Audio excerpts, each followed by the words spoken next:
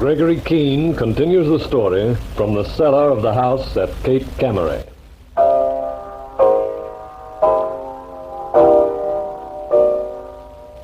I've found Professor Bruno Kesselring, but I found him too late. Knowing they'd never let him fall into our hands alive, I cut off Huberman and Carlotta's 2 avenues of escape, and then tried to get Kesselring away without their knowledge. It seemed to me that if we'd closed in on them with the police, they'd have to put their prisoner to death if it was the last thing they did. Why he's been kept so long, I have no idea. I only know that things look blacker this minute than the bottom of a pit. And I don't feel any better about the state of affairs when I reflect that I failed for want of about 5 more minutes. So here I am down in the cellar with Kesselring, while that trio upstairs decide on one last plan of escape, of murder. I don't know. Now listen carefully, Guzik. We have one chance left and one only, and to a large extent it depends on what we make of it. I am not failing you, Carlotta. Meaning you'd be quite happy to fail me? Silence, Felix. My Guzik, you are going once more to the highway. A few hours ago, when you were there with Felix, there were no signs of police or men of Gregory Keene's, so there is no reason why there should be now. That's what I don't understand. This fella Keene, he comes here with no one, yet there's us and Carlo the dog. It was after Kesselring, a fool. He assumed quite rightly that we'd kill Kesselring before we'd let him be taken, simply for what he knows about Carlotta. It is no more than that, Guzik. There was no other possible way for Keene to rescue Professor Kesselring. He is a clever man. From a scrap of knowledge here and another scrap there, he has a way of arriving at the truth. And this time he came within minutes of succeeding in what he tried to do. If you and Felix had stayed a little longer on the cruiser... Carlotta, this isn't getting the chap to the highway. My Guzik, if we can get back to Sydney, we can hide. We must have a car. And you are going to get us one. A fast, powerful car. At the highway? No, out of thin air. What do you think? You don't talk to me like that no more, Huberman. We get away or we don't get away. They don't hang my Guzik. I fight see. In Sarajevo many years ago, I'm seeing things when I'm kinder. They don't hang me, not for Torres, not for Dobie, not for Charlie Brett, not for Petey White, not for you, Huberman, you hear me? We can hear you out on the headland of Cape Camaret. Can't you make any more noise? Guzik, Felix, both of you. If you want to quarrel, wait till our necks are out of the noose. I won't take insolence from Guzik, not if I'm standing on the gallows itself. Silence! We must all keep control of ourselves, no matter what strain we are under. Now, Guzik, you make at once for the main highway. You know enough about cars. When you hear one approaching fast, when you think from the note of its engine it is suitable, you will stop it, no matter how. You will bring that car here to us. What am I doing with the people in it? We wouldn't want them to tell who took their car, would we, Mike? 9. It is now 20 minutes past 8. If we give you an hour to cover the 6 miles to the highway and another hour to get the car and return, we will expect you back here before 10:30. Do you understand? I'm taking the Schmeisser. A pistol and a knife should do better. Have you anything to add, Felix? No, except that I consider I should be going instead of Guzik. I have told you, you stay here with me. I'm not arguing, am I? Is there anything you are not clear on, Guzik? Nothing. Then leave at once. The rain is clearing. The going should not be too hard.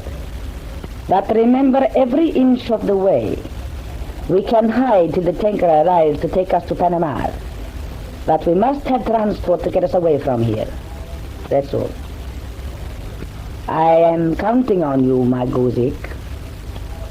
Good luck. I am coming back with a car, Carlotta, or I don't come back at all. He will be back. And when he does arrive, Felix, we dispose of Kesselring and the girl, leave them here, and take only Keene. Why not get it over now? So that we are encumbered with bodies if the police should arrive? What difference would it make? We've left too many behind us already. Let me decide about Kesselring. I have until now. And I shall until the last moment. It will not be long to wait. I'm sorry I can't do much for you, sir. Trussed up too tight myself. You can tell me a great deal more, Keen. What can I add? I've told you the story since I arrived here in Australia. It makes quite a tale. It would make a better one if Huberman and Guzik had stayed aboard their cruiser just a little longer. What are our chances? Professor Kesselring, I'd say they were slim.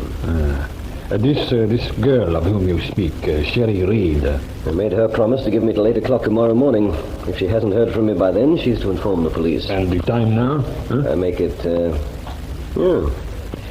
Swimming's not hurt my watch. It's waterproof just as they said. The time, man. Oh, 27 minutes past 8. Yeah, events move too fast. It is less than an hour since you leaped overboard from your fishing boat in the cove. Less than an hour. So we must contrive to stay alive for another 12. And another 5 hours or so for the police to get here. You are right. It is too much. I have a man waiting at the highway. Tom Cutts, you said. Mm-hmm. But his instructions were to block their escape by road. And so he will. You have confidence in him? As much as one human being could have in another. At a moment like this, bound in a dark cellar, at the mercy of 3 people who hate and fear you, there is only your Sergeant Cutts. Well, no matter what they do against Tom Cutts tonight, he'll hold them. But he won't leave the highway. So, we are helpless. If I could get out of these ropes, we wouldn't be. You made a gallant try, Major Keene. It deserved a better fate. And that's what I find so infuriating. To have fallen down on it by such a narrow margin. Oh, have no regrets on my account. Where have they been keeping the girl? Lyndon collapsed into hysteria 24 hours ago. I do not know where she is. Did you get an opportunity to talk to her? Once. I can't imagine why they brought her here in the first place. Yeah, they had to keep her somewhere for 3 days. She was clever. She told them a certain letter had been posted to Melbourne, and they had to know if she had told them the truth. The letter from Barnes they killed Bernard Mendel to get. Yes, the skein was well tangled by then. And it's not completely unraveled for me yet, Professor. I can tell you no more, my friend. Oh, but you can. At the risk of sounding ungrateful, Major Keene, I have no more information for you. You know what I'm going to ask? Yeah, I have been waiting since Superman thrust you into the cellar. And what is the answer? When they had murdered so many people, when they set out to rule the underworld of Sydney through nothing but terror, when you were a constant danger and an encumbrance to them, why have they let you live so long?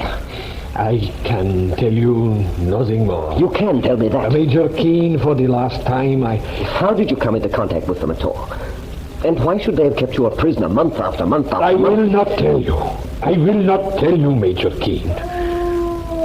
Shh. Listen. I hear a dog whining.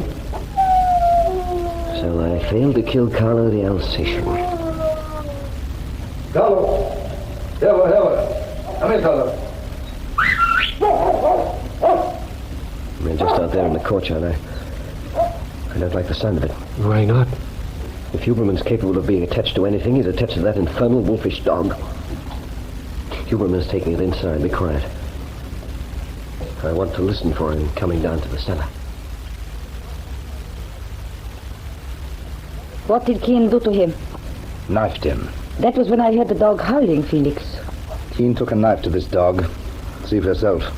Come on, head up, Carlo. You see? Oh. When the dog leapt, Keene struck for his throat, but he missed. There, you see? He missed. The knife entered his shoulder, scraped along the bone. Oh, you'll be all right, boy. You'll be limping for a while, but not too badly to settle with Gregory Keene. Control yourself, Felix. We still must have Keene alive. Do you remember Sammy Rice? There was a lesson to be taught there, Carlotta. A man who worked for us, but thought he could deal from the bottom. Do you remember? Yes. Twice Keene has dared hurt this dog. He's going to be paid. But not yet. Later, but not yet, Felix. I'm taking the dog to the cellar now. No, you fool. Without Keene, how are we to enter Sherry Reed's apartment? Keene will survive. Come on, get out of my way. Carlo. Come on. Come on, boy, after me. We've someone in the cellar you're going to know. This time you'll trust no knife. Kesselring, in a few hours or a few minutes, you and I are almost certain to be dead. If we survive, the truth will come out, so why hold anything back from me now? Because I am ashamed. Because I try to blot her from my consciousness, but my soul shrivels. Don't talk in riddles. Who do you try to blot from your mind? Oh, I cannot tell you. I cannot bring myself to tell you. Look, there was the letter of yours I found. The letter that told me to go to the Cunningham Towers. Go to the occupant of the penthouse apartment. She will know what became of me and why. See that she hangs for it. Well, that's what it said. Who is she? The woman who made use of me. The woman I once threatened to expose. The creature I love with every fiber of my being. Who are you talking about? Carlotta Magnani. She is my wife.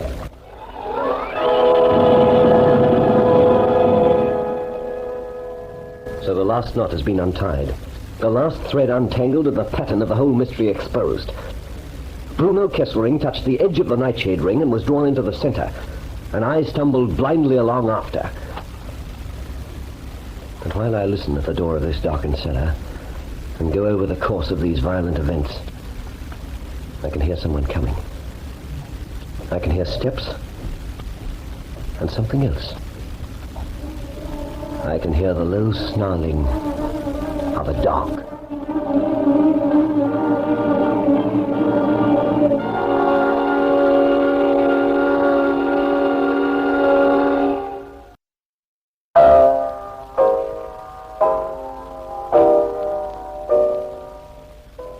What happens to Keene in the underground room?